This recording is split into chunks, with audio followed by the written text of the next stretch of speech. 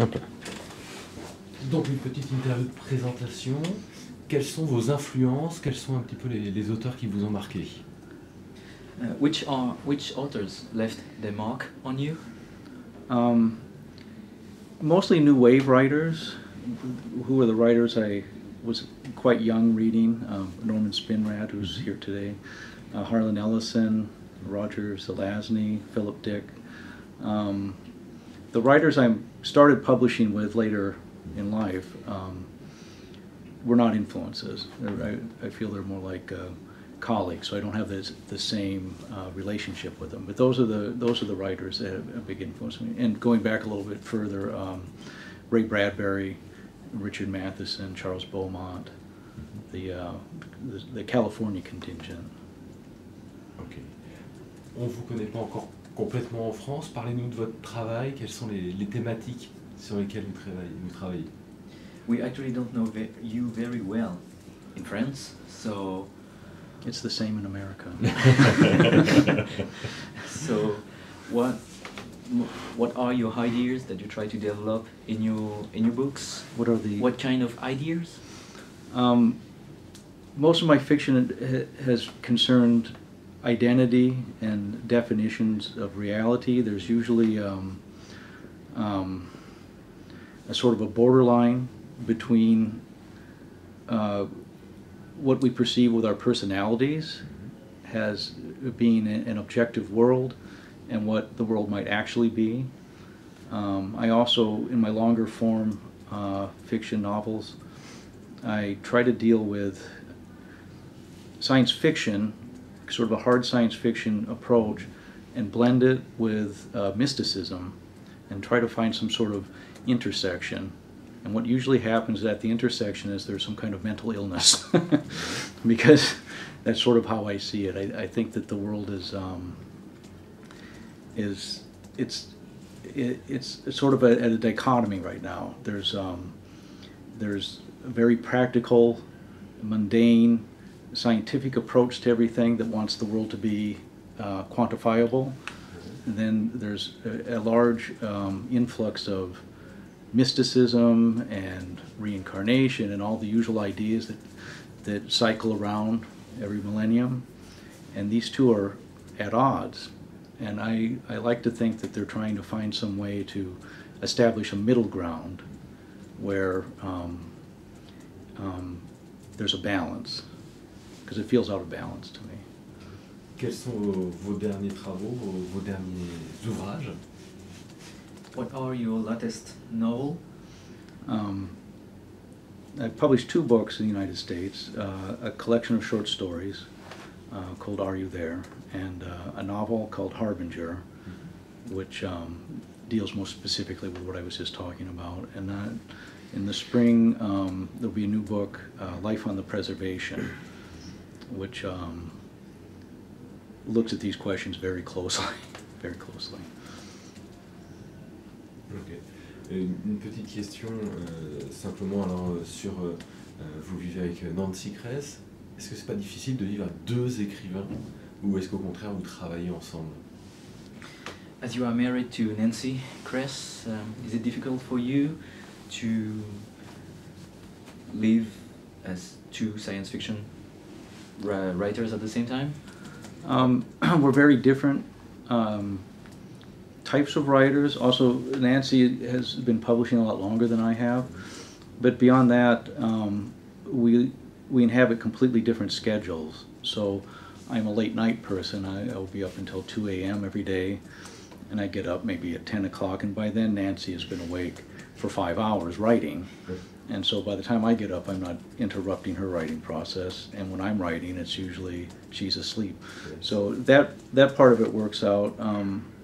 The other beneficial aspect of it is that we read each other's manuscripts, which is very interesting to me, and make suggestions. Nancy's very good at structure, and I'm sometimes a little better at sentence by sentence detail. So with her I tend to point out repetitions of phrase or whatever that strikes me as discordant a little bit, and she tends to point out where my story is going astray in terms of narrative structure, and I find that a big help. On vous a vu intervenir sur la table ronde sur Ray Bradbury. C'est un auteur important pour vous, et qu'est-ce que vous aimez dans son travail? You were talking during the conference about Ray Bradbury. Is it a very important author for you? Yes, he is. Although I think I made an error with Ray Bradbury when I was young and trying to learn to write. Bradbury had an approach to writing that was very intuitive. And I would read his essays and interviews, and I thought, well, this is the way to write. It's completely intuitive. He would talk about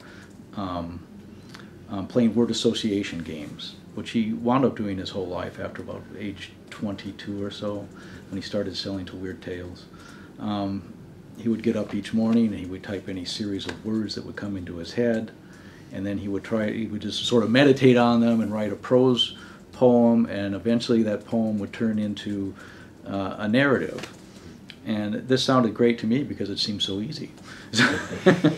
But of course what you find out is that it's not easy at all. And even Ray, in other essays I read later on, he would write a story a week. He did this for a long time.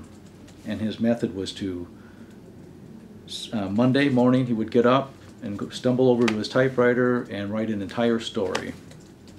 And then Tuesday he would rewrite that story. Then Wednesday, rewrite the story again from beginning to end, working on the language specifically and structure. And he'd do this all week long. And then on Saturday he would finish his last and 6th or 7th draft and mail it off. And then Sunday he would go down to Venice Beach, where he was living at the time, with his friend Henry Kuttner. And they would talk about ideas and have like a day off, and then Monday he would repeat the process. And he did this for a long time without really getting anywhere. He was selling not very good stories to detective magazines and some of the science fiction magazines, but they were, like most people, they were derivative. They weren't the Ray Bradbury stories that we think of now. But he talks specifically of having a breakthrough when he wrote a story called The Lake. And The Lake was, it was a kind of ghost story, but in a vein that no one had ever done before. And it was highly personal.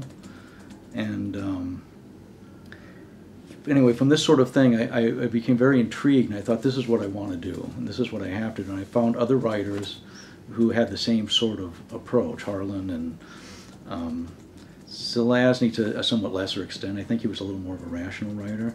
But I like the irrational writers, the writers that wrote on raw emotion and idea and intuition, and whose stories were inexplicably entwined with who they were as individuals. So if you read one of Harlan's stories, whether his name was attached to it or not, you knew that was a Harlan Ellison story. Ditto Ray Bradbury, ditto Richard Matheson, and some of the other wonderful short story writers from that period.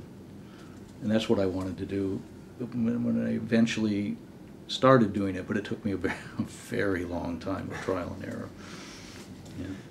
Une dernière question sur vos projets, sur quoi est-ce que vous travaillez actuellement? What are you working on at present?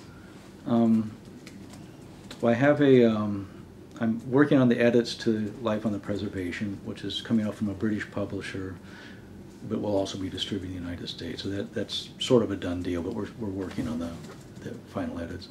I just completed another novel that isn't science fiction. It's hard to describe. It's a contemporary fantasy, kind of for young adults, with a Las Vegas background, that I'm pretty excited about. I've been working on that for a year. I just finished my last pass on it and had sent it to my agent, and we're going to start shopping it around.